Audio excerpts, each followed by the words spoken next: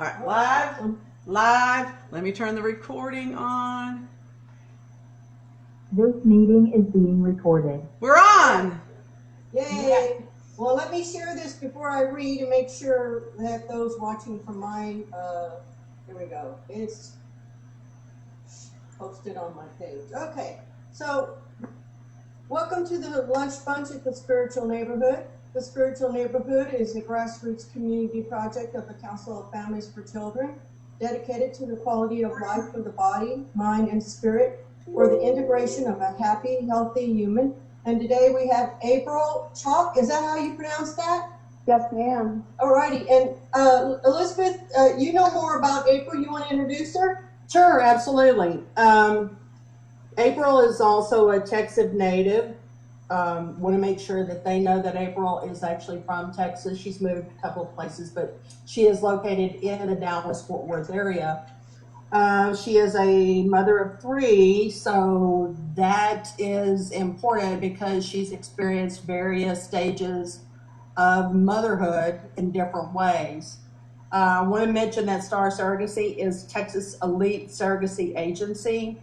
It is their core belief that the amazing surrogates and intended parents get to work with the stars of every surrogacy journey they successfully build. This was born out of the need for a Texas-based agency that provides tailored services specifically geared towards successful outcomes in Texas at an affordable rate. So, April, I've known you most of your life. The main thing I want to ask on this is how I want people to understand how this actually got started with you. If you'd like to tell your story and your journey, we would love to hear it. Okay. Absolutely. So I had to deal with infertility. After I got married, I realized that having children probably was not an option for me right off the bat. And so we began to look into adoption. I kind of always knew in the back of my head that I wanted to adopt, kind of going through my whole entire life. So that wasn't a huge, heartbreak or anything for me because I was really excited about the opportunity. So we started looking into different agencies and stuff to adopt from. We looked at a Texas agency. We put our first down payment down, which was like about $10,000.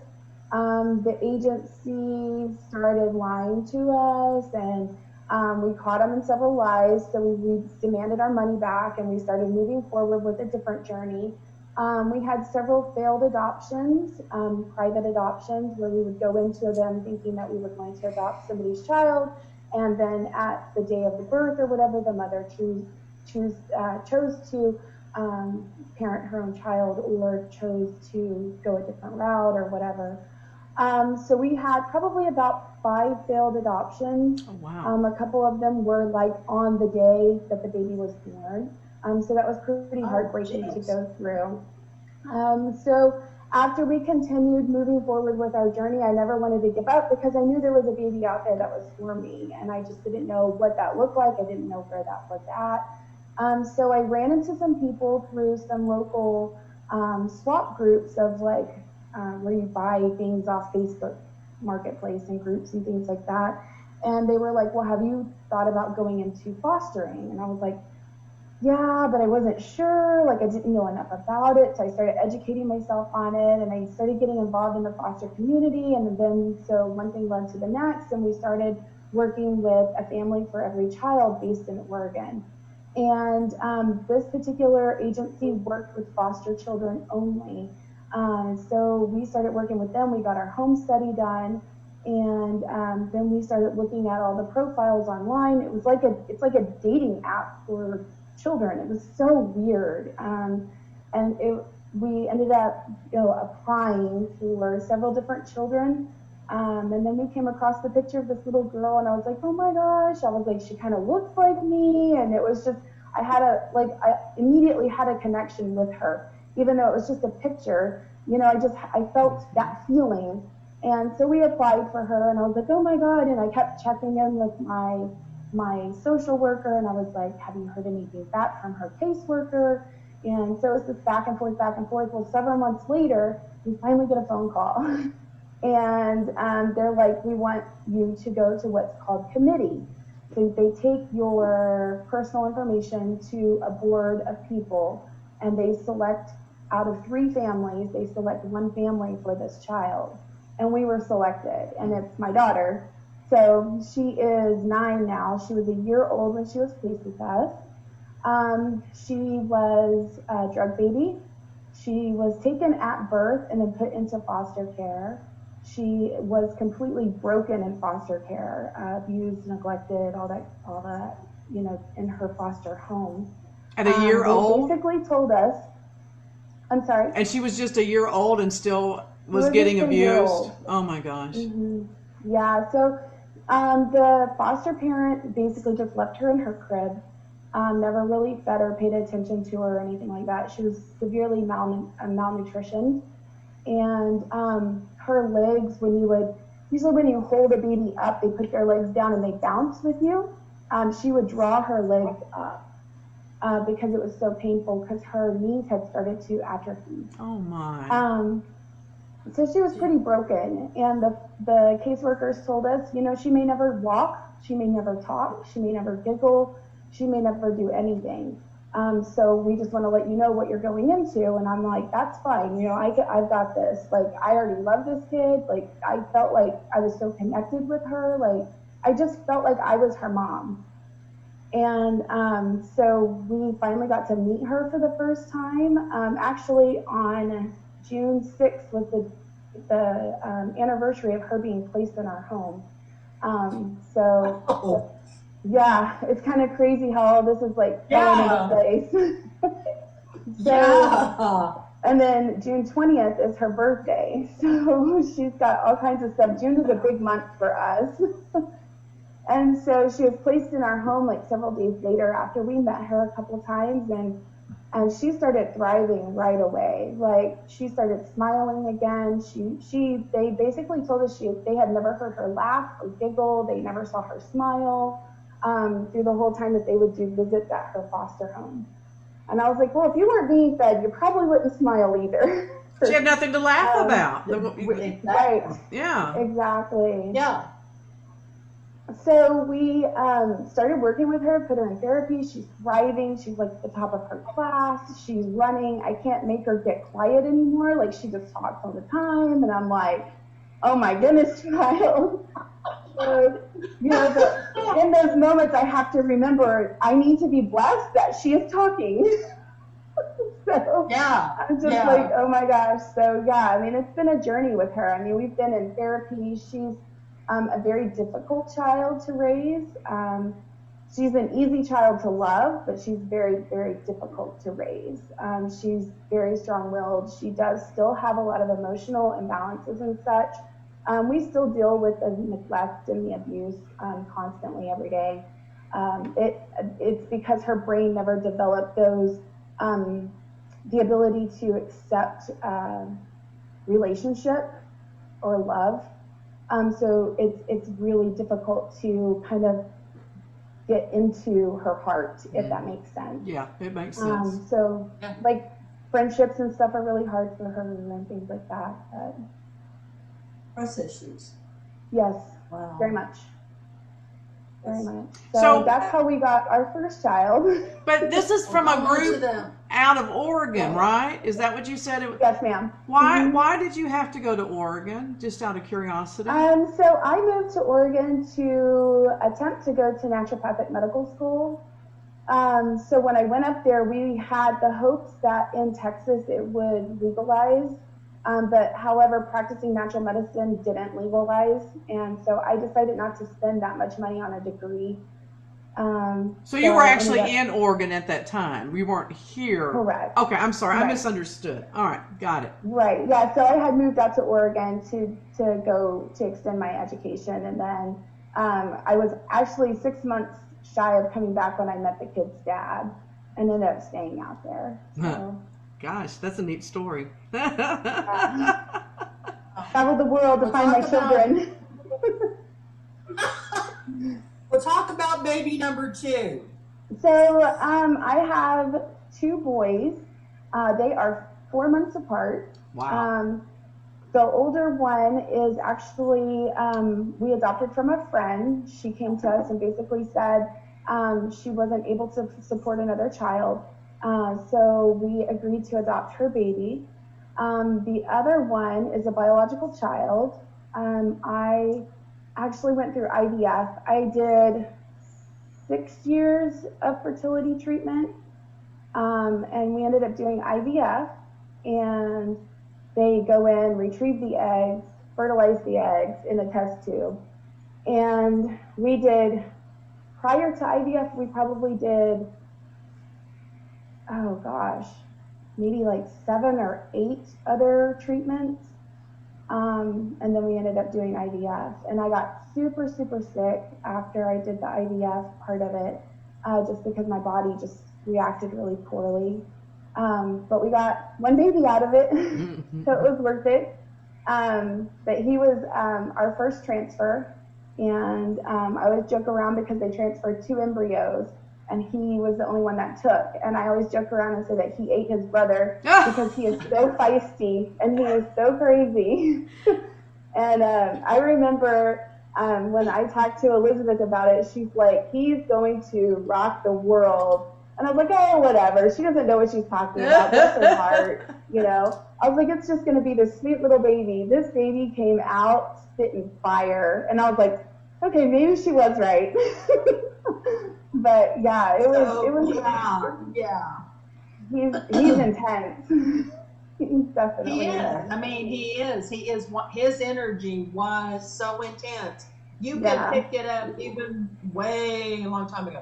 Well, you know Right. what? This is for a whole nother show. You're going to have to come back already, April, because I want to explore from a spiritual component what we might be carrying through our DNA through the embryo process and Right. IVF and all that stuff. Because if we have memories in our DNA, those children do too. And I think that's just something Yeah. that'd be fun to talk about for 30 minutes. So. Right? That Yeah, would be. that can go for my daughter as well, because her biological mom was homeless during the pregnancy. Oh, wow. So that has a lot, and I see a lot of different things. I mean, so each of my kids have their own story, and each of my kids were brought into my family in different ways. So, you know, and they're all 3 completely different little human beings, even though they've been raised by me. You know, they all go 3 separate, completely different ways, it's pretty incredible to see. I mean, my boys were basically raised as twins, and they couldn't be more opposite of each other. That's kind of cool, though. Who wants a clone of 3 clones? I mean, no, I'm just teasing. But, Right. you know, but that's really cool. They have had studies that they show that where you were talking about your daughter's bio mother being homeless, Mm-hmm. where children's have more tendencies to have bipolar or depression if their mother has extreme stress during the pregnancy. So that makes a lot of sense. Yeah, I've read a ton about that stuff, because she actually, they didn't want to diagnose her early on with bipolar, but she definitely has a lot of the signs and symptoms of it. That makes sense, though. Total sense. Mm-hmm. The good news is, sweetheart, they can grow out of it, because I had 2 that did, or 1.5 that did. She's that way half the time, my daughter. Yeah. So, yeah, makes sense. So, yeah, it's very interesting to kind of see all 3 of them together, because they all came from different situations. All right, so now you have a business. Awesome. You have a business around all this now. Is that right? Right. So after our journey, during that whole process, I opened up a support group on Facebook for the area, because I wanted a place, because when I went through IVF, I had no resources. I basically just had to go interview the doctors by myself. I had to go through the process of where do I go? What do I do? I had no idea where to even start. Because when you go in, your doctor tells you, you're going to have to go through IVF, or you're going to have to seek, fertility options elsewhere. You're like, okay, what does that mean? Like, where do I go from there?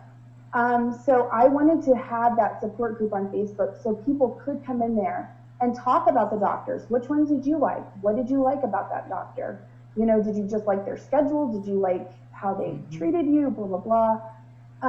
So I really put the group out there on different boards and stuff, and I have about 600 people in the group now. Wow. And yeah, so it was really amazing to get started.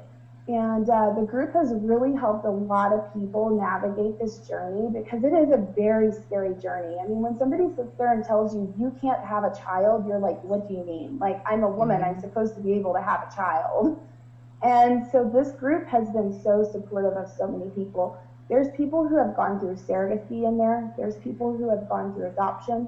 There's people who have gone through IVF. There's people who just haven't figured out which path they want to go yet.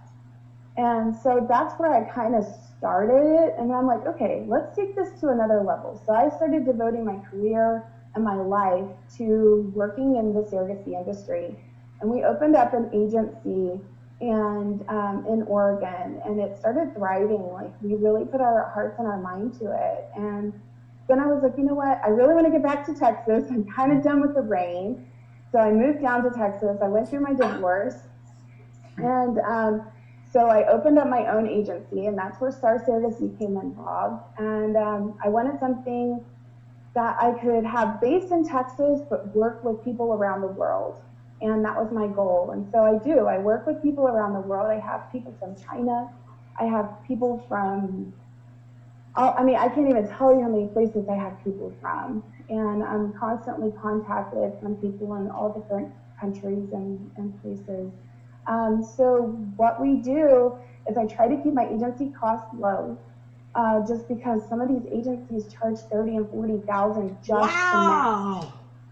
And that's just to match. So that just means them coming to the agency and paying somebody $30,000 or $40,000 just to find them a surrogate. And I'm like, that is insane. Like, I don't even know why, but it's become an industry, and I hate that. I hate that it has become an industry versus like a support network, because it's something that, as a couple, you've already, when you get to the marker of surrogacy, you have already explored all your other options. Most of these women have gone through IVF multiple times. I have a client right now who just did it 10 times. Oh my. And so, she's gone through it, and it's hard on your body. You're pumping your body through hormones, and you're going through the emotional roller coaster up and down. You're going through, there's so many pieces to it that people don't really see. They're like, oh, she just went through IVF. No, it's months of hormone treatment. It's the emotional stress of, is this one going to be the one that works? Or, oh, we didn't get any fertilized eggs this time, let's do it one more time and see if we can get more fertilized eggs, blah, blah, blah. So it goes through with that. And so I wanted to be that person that people could pick up the phone and say, hey, what is surrogacy about? I wanted them to be able to afford it. I want police officers and teachers and everybody who wants to have a family should be able to have a family without having to pay millions of dollars to do it. And so I keep my agency fees low. I keep my surrogate compensation. I have to keep it where everybody else does, just so that surrogates will come and help us. I do have some surrogates who say, if somebody can't afford the $35,000 for me, then, I would be willing to take less. So I do have surrogates like that. So it just really depends. But the base compensation in Texas right now is $35,000. That's just the payment for the surrogate. But when you think about it, that's 9 months out of the surrogate's life, and so you're going to assume maybe they work, maybe they don't work. $35,000 for an annual income is not a lot of money. No, it really isn't. Yeah. But and there's other fees that go along with that. If they have to travel, if they need clothing, and there's different other payments that have to go through that. So we usually tell people to have at least, just for the agency fee, the surrogate compensation and fees, that's outside of the medical. We usually tell them to have about $63,000 liquid, and that you can put in an escrow. So what was it about surrogacy that you chose to work with as opposed to adoption? Why was that your focus? Because that's the way that people are going now. Adoption kind of went away for a little while. It's starting to kind of come back, but more people were wanting to do surrogacy because it became so popular. People were like, I want a baby. Like, I don't want a 5-year-old kid. I want a baby. And so people were trying to all adopt these babies. And you can't really adopt a baby in foster care unless you're a foster parent. A lot of times going into foster adoption, very rarely do you come across a situation where there's an infant involved. Unless it's a sibling group or something unusual. But everybody wants to adopt a baby. And the agencies were all going out of business and people were losing thousands of dollars. And so now people are scared to go to agencies, so everybody has kind of turned to surrogacy. Do they have more input in that process? Are they involved in the pregnancy and things of that nature? Absolutely. They can be as involved as they want to be or as distant as they want to be. So I allow them to kind of create their own journey, and I want the surrogate to be comfortable as well. So I'm really picky about matching too, because I want to make sure that the surrogate has the journey that she wants, as well as the intended parent having the journey that they want. So some IPs, intended parents, do not want a lot of hands-on just because of the emotional baggage that they've had to go through already. Sometimes it's really hard for the female to see another person carrying their child emotionally. So they want to stay in touch and get the details of like the doctor's appointments and stuff, but sometimes it's really emotionally challenging, and it puts a lot of different feels and emotions on the plate of the intended parent sometimes. So is there a standard operating point? Is it the adopting couple's egg and sperm, or is it the surrogate's egg and? So sometimes they, very rarely anymore do they use any genetics from the surrogate.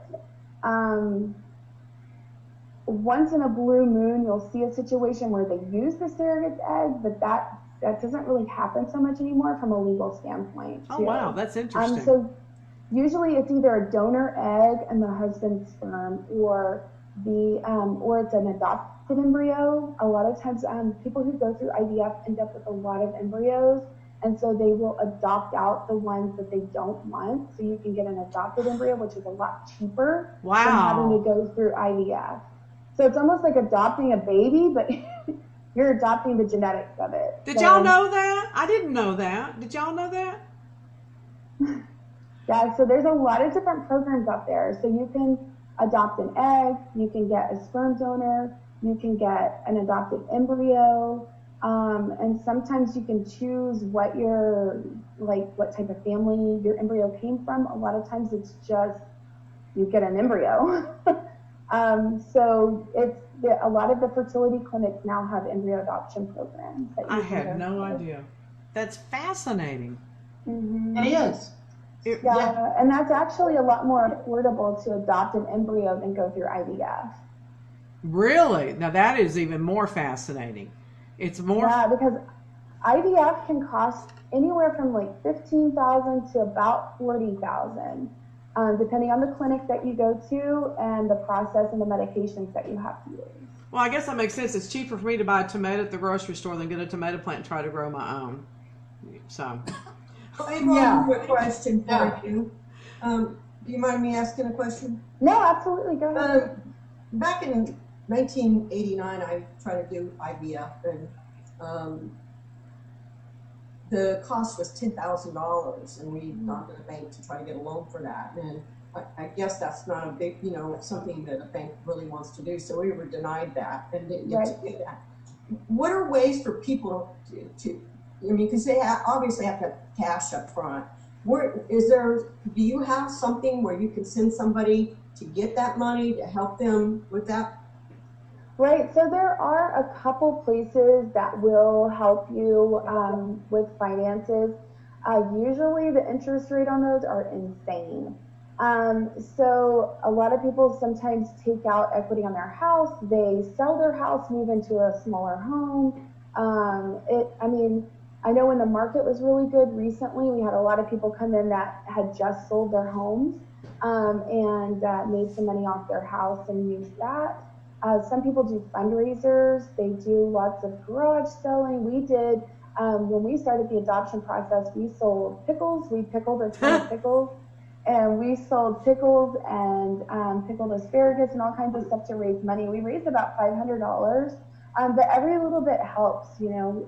There's a lot of silent auctions on Facebook where people create a group, items are donated, their pictures are posted, and then people submit their what am I trying to say?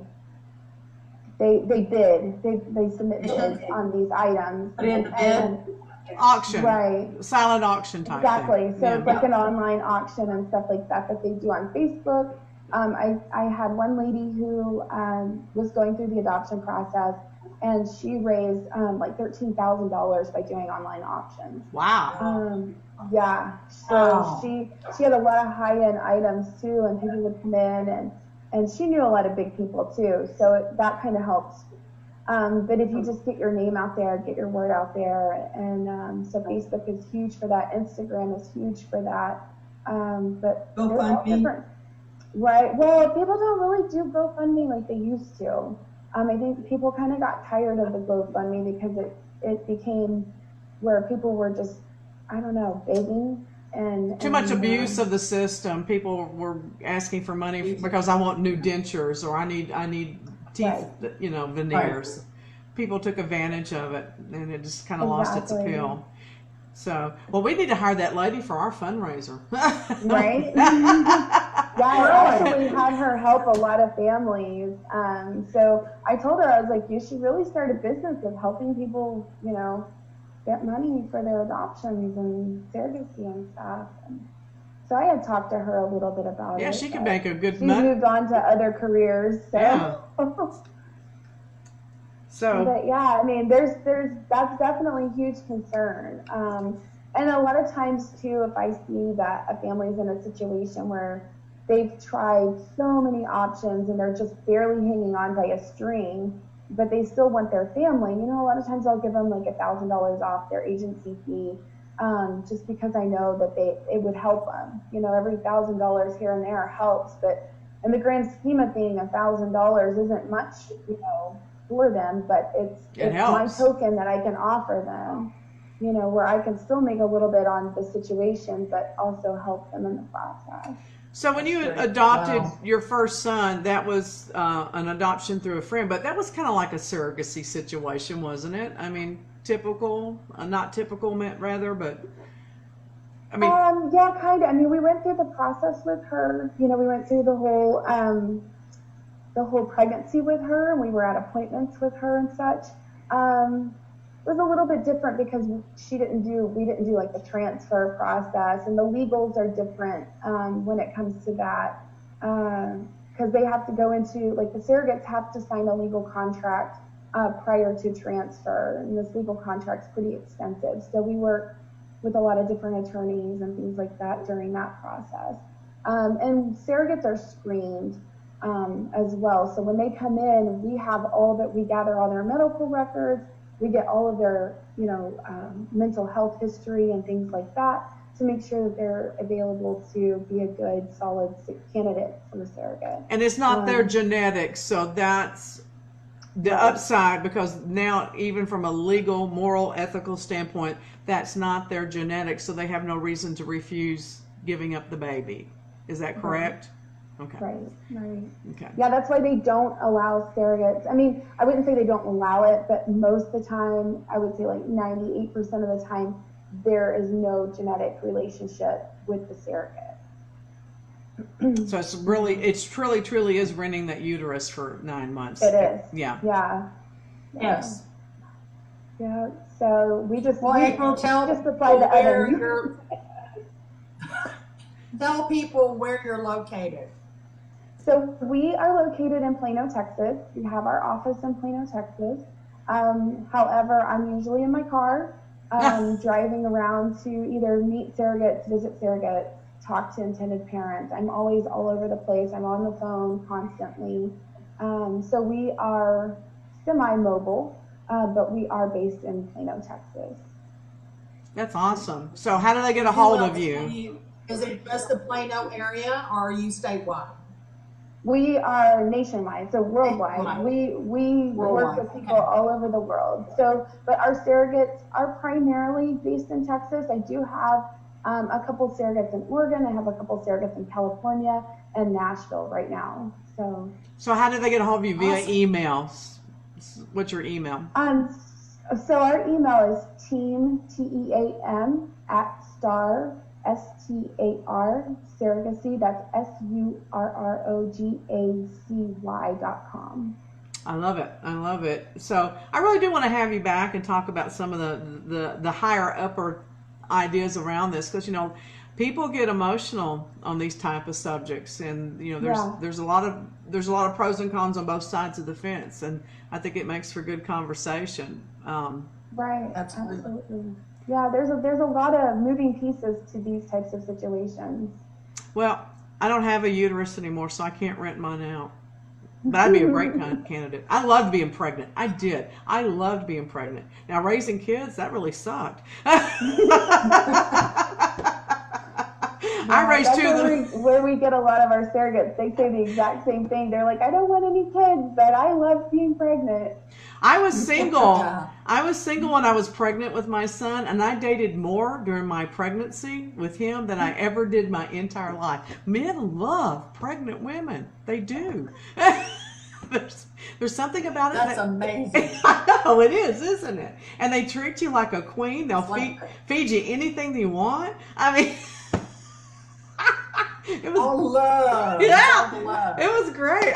You got a website. Mention your website as well. Yes. So our website is starsurrogacy.com. That's STARSURROGACY.com. I just find this fascinating. They can also find it on the Spiritual Neighborhood page. If they can't write it down right now, you can go to Spiritual Neighborhood and find that information. Right. So, thank you, April. Girl, thank you so much for coming on. Thank you. Thank you so much. Seriously, this has been awesome. All right. So many people. You're helping so many. Thank you so much. Thank you, April. All right, we're going to say goodbye. She's already gone. Let me turn the recording off. The recording has stopped. Oh, there. Well, that was really, really cool. Ha! Awesome. I'm going to get this. Awesome. That fascinates me. That does. It really fascinates me. It really does. And that's a lot of money. I know but when you think about it though, $35,000 for a person's life for an entire year, that's not a lot of money. It's not. Especially when you consider what they have to go through and what they're giving up, because the women do suffer health issues sometimes. No matter how well you check them out and you go through your regimen of checkups and stuff, they can still develop high blood pressure.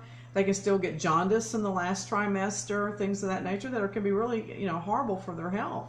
So I find it fascinating.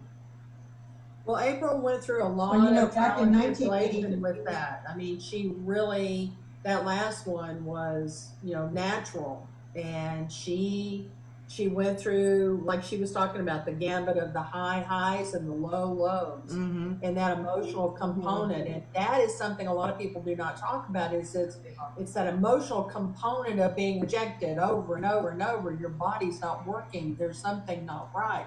And then you finally do have one that is accepted, and it's also that emotional, oh my God, finally, is this going to stay though? Am I going to make it full term? It's an emotional roller coaster. This is not something to just jump into like, I'm going to, do this and have a baby. This is a serious, serious situation.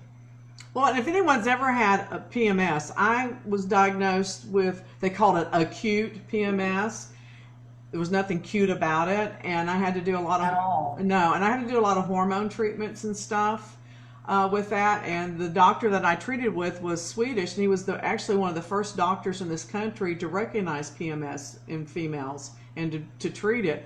it's a nightmare. It's an absolute nightmare. And so going through all those hormone shots and stuff, you know, it can make you a totally different person because of the ups and downs with the hormones and things. So these are people that really want children.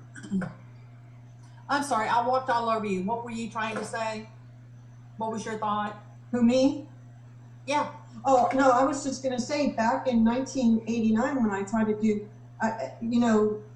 my husband and I have been married 32 years. He's my third husband. I have 2 children. But when I wanted to have a child with him, I had my tubes tied the previous marriage. And when we went to the doctors, they started us on the shots, or me on the shot, Deborah, like you're talking about. And I was doing those shots every day, giving myself shots because we had great credit. We had no idea that the bank would deny us. And that emotional roller coaster you're talking about is really hard because I started developing all by taking those shots, and then my mind was going, I'm going to get pregnant, and I was really excited about it, and I started my body started acting like I was pregnant, and I hadn't even done the IVF. I was just doing the shots.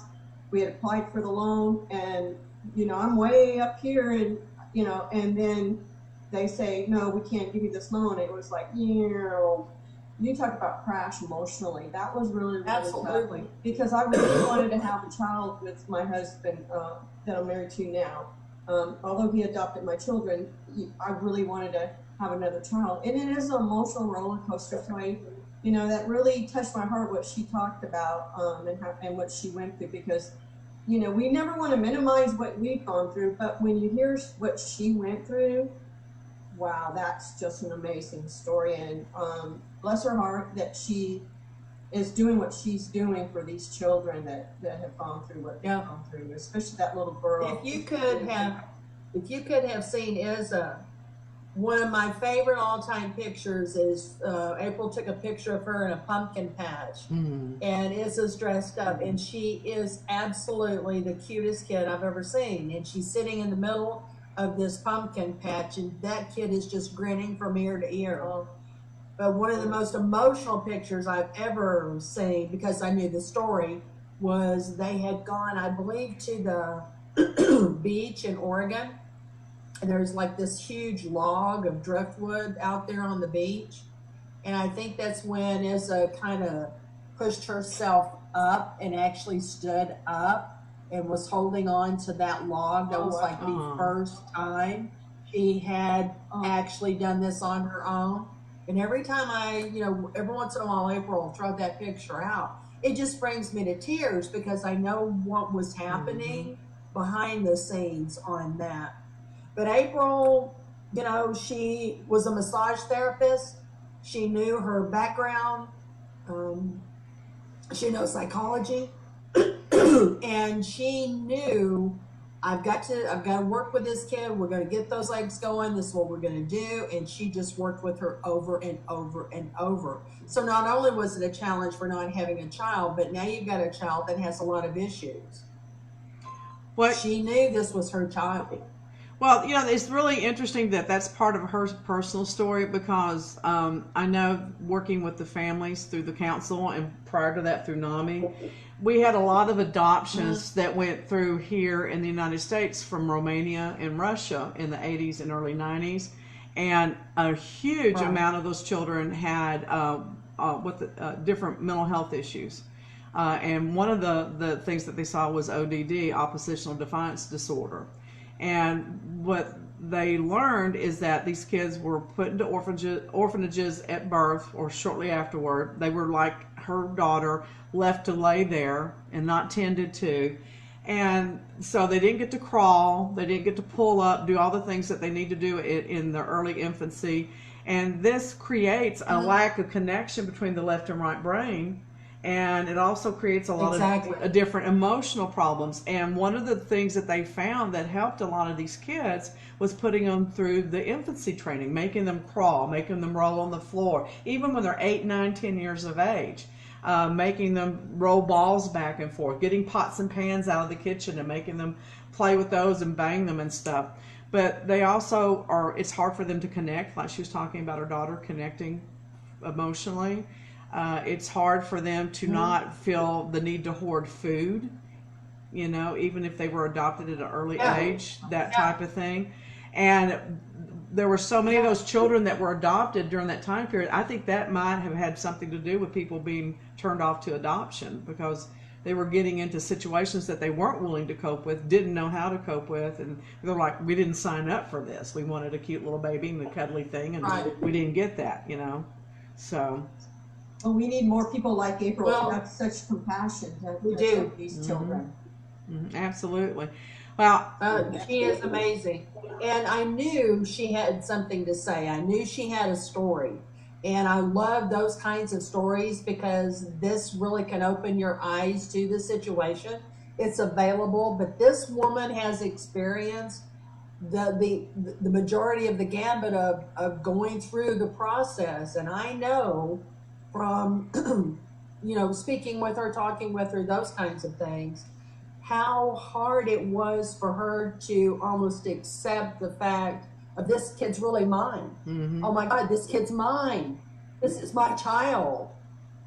After going through so many no, you're almost afraid yourself to put in all that emotion. But well, and she great has, kid, love her. She's got a lot going on, and I just want her to be hugely successful in this. well, she's got a lot on the ball. She's got a lot on the ball. But the thing about it is that she seems to have a lot of natural knowledge, you know what I call earth knowledge, on how to deal with these kids, because she really is the backstory to who we are at the council. People that have children that they don't know how to deal with, whether they're biological children or adopted children or whatever. And, you know, I don't care where the child comes from, they're never what you think they're going to be. You know, we all have these ideas. I want my child to be this, and they're like, oh, hell no. Oh, sorry, we didn't sign up for that. We had our own agenda. Oh, but we did, didn't we? Yeah. So, you know, and I she, just wish that somebody out there. I'm sorry, go ahead. No, go ahead. nobody talk now. Shut up. Everybody be quiet. I just wish we could She's find gonna somebody say- out there. Oh my God. It's Monday, people. Somebody out there. It's Monday.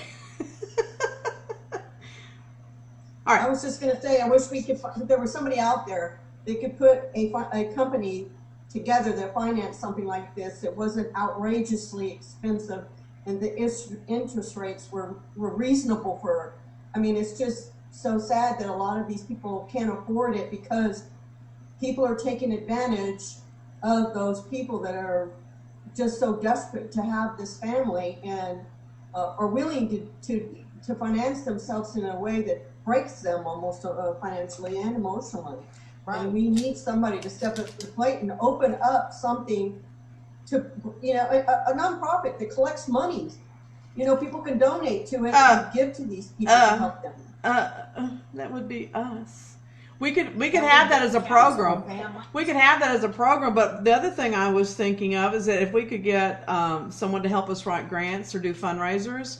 The other thing is that getting the children is very costly, but raising them for the next 18 years is really costly.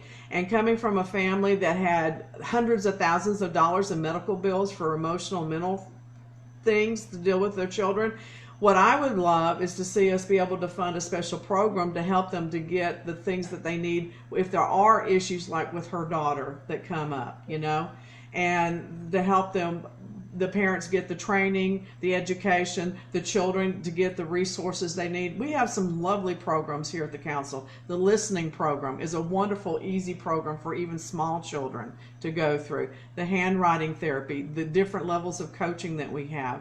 We just have a lot of resources, but we don't have a lot of money to help promote that and put that out there to people, and then people can't afford it. I would love to give away our services all the time for free. That's my goal. And to be able to do that across the entire country, and to have support groups. We have a lovely support group training to help parents to cope with these things, all kinds of stuff. So, you know, money is the root of all evil, but I'm going to tell you right now, it sure makes things a lot easier, even when you're doing the good stuff. So That's my soapbox preaching for the day, and we're going to pass the plate now.